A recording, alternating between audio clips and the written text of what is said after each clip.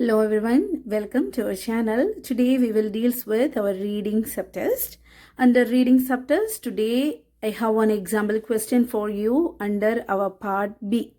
Okay, so how to deal with part B and how to find out your correct answer within your time frame. Okay, that is the one today we will deal with. Okay. So video focus on our OET beginners also. So I will use the mixed language with English and Malayalam. Okay. So ഇവിടെ നമ്മൾ part ബിയുടെ ഒരു question എടുത്തിട്ടുണ്ട്. Part ബിയുടെ structure എന്ന് പറഞ്ഞാൽ there will be one question and 3 options and a single extract or paragraph. Okay, ഇതിൽ നമ്മൾ ഓരോ ആൻസറിനും ഒന്നാണ് സ്കോർ അല്ലെ, ഒരു മാർക്സ് ആണ് സ്കോർ ആയിട്ട് വരുന്നത്. Okay, so let start with നമ്മൾ ഇങ്ങനെ ഒരു പാർട്ട് ബി ക്വസ്റ്റ്യൻ കിട്ടിയാൽ എങ്ങനെയാണ് അതിനെ ഡീൽ ചെയ്യേണ്ടത്. ഓക്കെ, നമ്മളതിൽ ക്വസ്റ്റ്യൻ ഉണ്ട്, ഓപ്ഷൻസ് ഉണ്ട്, നമ്മുടെ എക്സ്ട്രാക്റ്റ് ഉണ്ട്. അപ്പോൾ നമ്മുടെ ആദ്യത്തെ വെരി ഇമ്പോർട്ടൻറ്റ് ടാസ്ക് എന്ന് പറയുന്നത് to understand your question thoroughly. അത് തന്നെയാണ് നിങ്ങൾ ആദ്യം ചെയ്യേണ്ടത്. Make understand with your question. Question എന്താണ്, ക്വസ്റ്റ്യനിൽ എന്താണ് ചോദിച്ചിരിക്കുന്നത്, അല്ലെങ്കിൽ എന്ത് ടൈപ്പ് ഓഫ് ക്വസ്റ്റ്യൻ ആണ് എന്നൊക്കെ ഉള്ളത് നമ്മൾ ആദ്യം മനസ്സിലാക്കിയെങ്കിൽ മാത്രമാണ് we can able to find out our correct answer. Okay, so first you please read your question thoroughly. We already know each and every person has variety of understanding, right? So one time it's okay for you means you read one time. Okay, if 2 times or 3 times you need to read your question means you please read 2 or 3 times and make thoroughly understand with your question. Okay, so now please read your question. According to the extract, what is the outcome of reusing medical equipment mean to be used once? Okay, so according to your understanding ability, please read 1 or 2 times or 3 times. Okay, അപ്പോൾ നമ്മൾ ആദ്യം തന്നെ question മനസ്സിലാക്കുക. അതിൽ according to the extract, ഈ നമുക്ക് തന്നിരിക്കുന്ന താഴത്തെ പാരഗ്രാഫിനെ സംബന്ധിച്ച് അല്ലെ അതിലെന്താണ് പറഞ്ഞിരിക്കുന്നത് എന്നാണ് ആ ഒരു according to the extract. What is the outcome of reusing medical equipment mean to be used once? Single use മാത്രം ചെയ്യാൻ പാടുള്ള മെഡിക്കൽ എക്യുപ്മെന്റ്സ് നമ്മൾ റീയൂസ് ചെയ്യുകയാണെങ്കിൽ വാട്ട് ഈസ് ദ ഔട്ട്കം? അതിന്റെ ഒരു ആഫ്റ്റർ എഫക്റ്റ് അല്ലെങ്കിൽ ഒരു കോൺസിക്വൻസ് എന്താണ് അല്ലെ? അവിടെ ഒരു ക്വസ്റ്റ്യൻ വേർഡും ഉണ്ട്, വാട്ട് ഈസ് ദ ഔട്ട്കം. അപ്പോൾ എന്താണ് ഔട്ട്കം എന്നതാണ് നമ്മൾ ഈ ഒരു പാരഗ്രാഫിൽ കണ്ടുപിടിക്കേണ്ട ആൻസർ. അത് മാത്രമല്ല, അതാണ് നമ്മുടെ കറക്റ്റ് ആൻസർ, റൈറ്റ്? അപ്പോൾ നിങ്ങൾക്ക് ക്വസ്റ്റ്യൻ മനസ്സിലായി. ഇനി what is your next task is to read and understand with a single extract or paragraph. Okay, paragraph വായിച്ച് അറ്റ്ലീസ്റ്റ് ഒരു മീനിങ് നിങ്ങൾക്ക് മനസ്സിലായതിനു ശേഷം മാത്രമാണ് നമ്മൾ ഓപ്ഷൻസിലേക്ക് പോവേണ്ടത്. So second, U please read with your paragraph. So here, cleaning and disinfection of endoscopes should be undertaken by trained staff in a dedicated room. Thorough cleaning with detergent remains the most important and first step in the process. Automated washer or disinfectors have become an essential part of the endoscopy unit. Machines must be reliable, effective, easy to use, and should prevent atmospheric pollution by the disinfectant if an irritating agent is used. Traps of disinfectant should not be used unless containment or exhaust ventilated facilities are provided. Whenever possible, single-use or autoclavable accessories should be used. The risk of transfer of infection from inadequately decontaminated, reusable items must be weighed against the cost. Reusing accessories labeled for single use will transfer legal liability for the safe performance of the product from the manufacturer to the user or his or her employers and should be avoided unless Department of Health criteria are met. Okay, നമ്മൾ നമ്മുടെ paragraph വായിച്ചു കഴിഞ്ഞു. ഇനി നിങ്ങൾക്ക് time management ചെയ്യാനുള്ള ഒരു cut മെത്തേഡാണ്, ഒരു ഷോർട്ട് കട്ട് മെത്തേഡാണ് ഞാൻ പറയുന്നത്. ഒരു പ്രാവശ്യം നിങ്ങൾ പാരഗ്രാഫ് വായിച്ചതിന് ശേഷം നിങ്ങൾ നെക്സ്റ്റ് റീഡ് യുവർ ഓപ്ഷൻസ്. നിങ്ങളുടെ ഓപ്ഷൻസ് വായിക്കുക. ഓപ്ഷൻസ് വായിക്കുമ്പോൾ നമുക്ക് കുറച്ചുകൂടി ടൈം മാനേജ്മെന്റ് ചെയ്യാൻ പറ്റുന്നത് എങ്ങനെയാണെന്നറിയുമോ?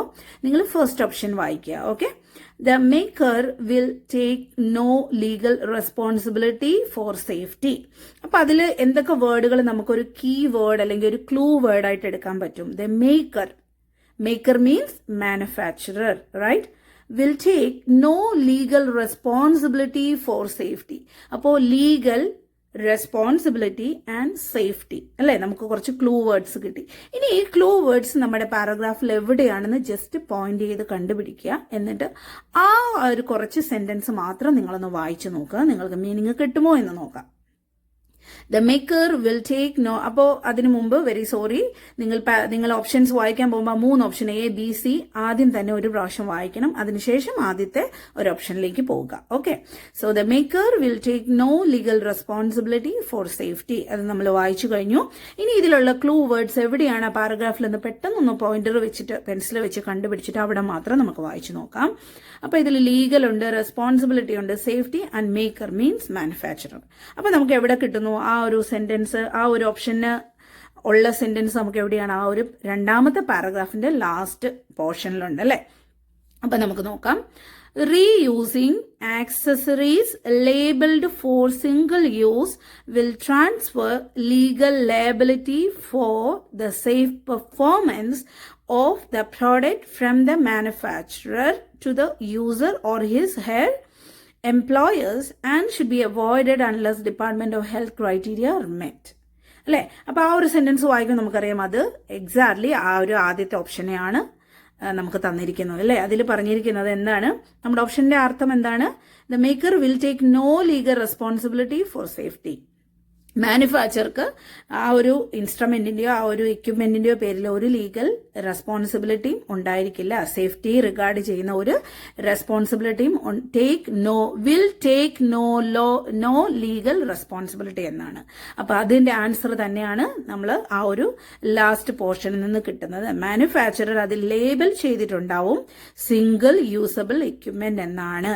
അത് നമ്മൾ വീണ്ടും റീയൂസ് ചെയ്യുവാണെങ്കിൽ അവിടെ ഒരു മാനുഫാക്ചർ ലീഗൽ പ്രൊട്ടക്ഷൻ തരത്തില്ല. അതെപ്പോഴും നമ്മുടെ എംപ്ലോയീസിന്റെയോ അല്ലെങ്കിൽ നമ്മൾ യൂസ് ചെയ്യുന്ന പർട്ടിക്കുലർ എംപ്ലോയറിന്റെയോ റെസ്പോൺസിബിലിറ്റി പെടുന്നതാണ്. അൺലെസ് അവിടെ ഒരു ഡിപ്പാർട്ട്മെന്റ് ഓഫ് ഹെൽത്ത് അവിടെ ഒരു ആക്സസിബിലിറ്റിയോ അല്ലെ ഒരു ആക്സെപ്റ്റബിലിറ്റിയോ കൊടുത്തിട്ടില്ലെങ്കിൽ. ഓക്കെ, സോ നമ്മൾ അത് മനസ്സിലാക്കി അല്ലേ. ഇനി നെക്സ്റ്റ് നമ്മുടെ ഒരു ഷോർട്ട് കട്ട് മെത്തേഡ് എന്താണ് ഓപ്ഷൻസ് കണ്ടുപിടിക്കുമ്പോൾ? First you please eliminate with your wrong answers and you finally you point with your correct answer അല്ലെ. അതാണ് നമ്മൾ ആദ്യം തന്നെ റോങ് ആൻസേഴ്സിനെ എലിമിനേറ്റ് ചെയ്യുക, അതിനുശേഷം നമ്മുടെ കറക്റ്റ് ആൻസറിനെ ചൂസ് ചെയ്യുക അല്ലെ. അതാണ് നമ്മുടെ അനദർ ഒരു ഷോർട്ട് കട്ട് മെത്തേഡ് അല്ലെ. അപ്പൊ നമ്മൾ ഈ ഒരു കാര്യം വായിച്ച് നമുക്ക് അതിന്റെ അർത്ഥം മനസ്സിലായി. Okay, now next you please read with your second option. Endoscopy units will save on equipment cost. Again, endoscopy units will save on equipment cost. Endoscopy യൂണിറ്റും എക്യുപ്മെന്റിന്റെ കോസ്റ്റും തമ്മിലുള്ള ആ ഒരു റിലേഷൻ അല്ല, ആ ഒരു കാര്യമാണ് അവിടെ പറഞ്ഞിരിക്കുന്നത്. ഇവിടെ അങ്ങനെ സംബന്ധിക്കുന്ന എന്തെങ്കിലും നമ്മുടെ ഇതിലൊന്നും പ്രതിപാദിച്ചിട്ടുണ്ടോ? Cleaning and disinfection of endoscopes should be undertaken by trained staff in a dedicated room അല്ലെ. അത് കഴിഞ്ഞിട്ട് ഒരു കോസ്റ്റ് സംബന്ധിക്കുന്ന കാര്യവും പറഞ്ഞിട്ടുണ്ട്. അപ്പം ഇതിൽ നമ്മൾ ഷോർട്ട് കട്ട് കണ്ടുപിടിക്കേണ്ട എൻഡോസ്കോപ്പി ഇക്വിപ്മെന്റ് കോസ്റ്റ്, ഇത് രണ്ടും നമ്മുടെ ഒരു ക്ലൂ വേർഡാണ്. അത് നമ്മുടെ പാരഗ്രാഫിൽ എവിടെയുണ്ടെന്ന് കണ്ടുപിടിച്ചിട്ട് ആ ഭാഗം വായിക്കുക, നമ്മൾ അതിന്റെ ആൻസർ മനസ്സിലാക്കുക. ഈ ഒരു ഓപ്ഷനുമായിട്ട് നമ്മൾ വായിക്കുമ്പോൾ അത് മീൻ ചെയ്യുന്നുണ്ടോ? അല്ലേ, ഇല്ല. Endoscopy units will save on equipment cost, ആ ഒരു സെന്റൻസ് കറക്റ്റ് ആകുന്ന ഒന്നും തന്നെ നമ്മുടെ പാരഗ്രാഫിൽ പറഞ്ഞിട്ടില്ല. ഓക്കെ, അപ്പോൾ നമുക്ക് മനസ്സിലായത് ഒരു റോങ് ആൻസർ ആയിരിക്കാം അല്ലേ. നമ്മൾ ലാസ്റ്റ് കട്ട് ഷോർട്ട് ചെയ്യുക, ബട്ട് ഒരു റോങ് ആൻസർ ആണെന്ന് നമ്മൾക്ക് ഒരു ഊഹം കിട്ടിയിട്ടുണ്ട്. ഇനി next coming to our third option C is there is a higher incidence of cross infection അല്ലേ. ഒരു ക്രോസ് ഇൻഫെക്ഷൻ്റെ റേറ്റ് വളരെ ഹയർ ആണ്, അല്ലെങ്കിൽ അതിൻ്റെ ഒരു ഇൻസിഡൻസ് വളരെ ഹൈ ആണ് എന്നാണ് അത് ആ ഒരു ഓപ്ഷനിൽ പറഞ്ഞിരിക്കുന്നത്.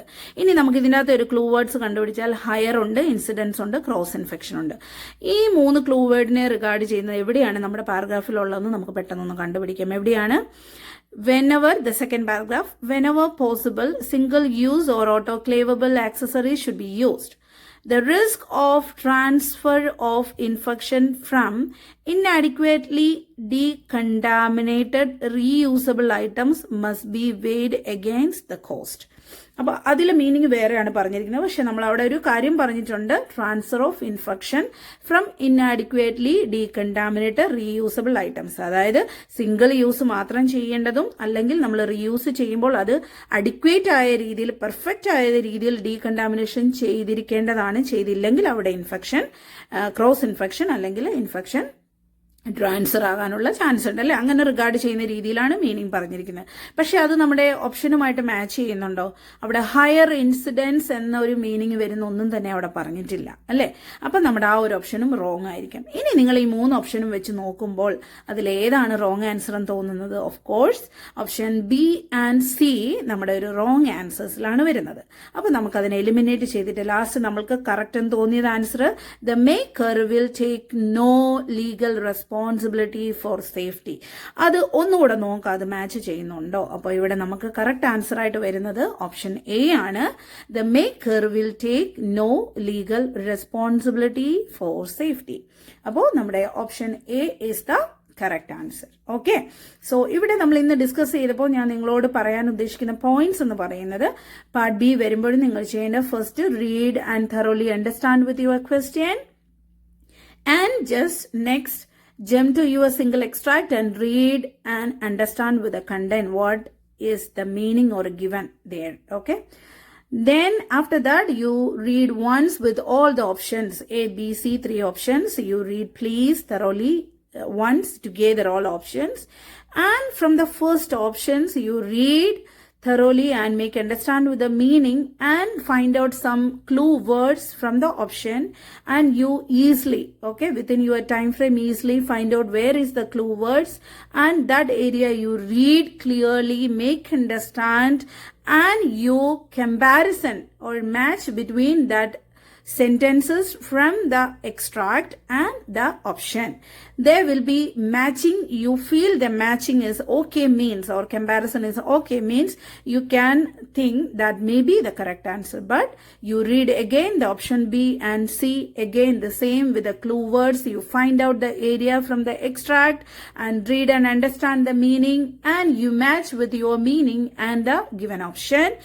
Then the final task is to eliminate your wrong answers, and you point with your correct answer and you bubble your option. Okay, this much. I hope this video is useful for you. Okay? See you in another video session. Thank you.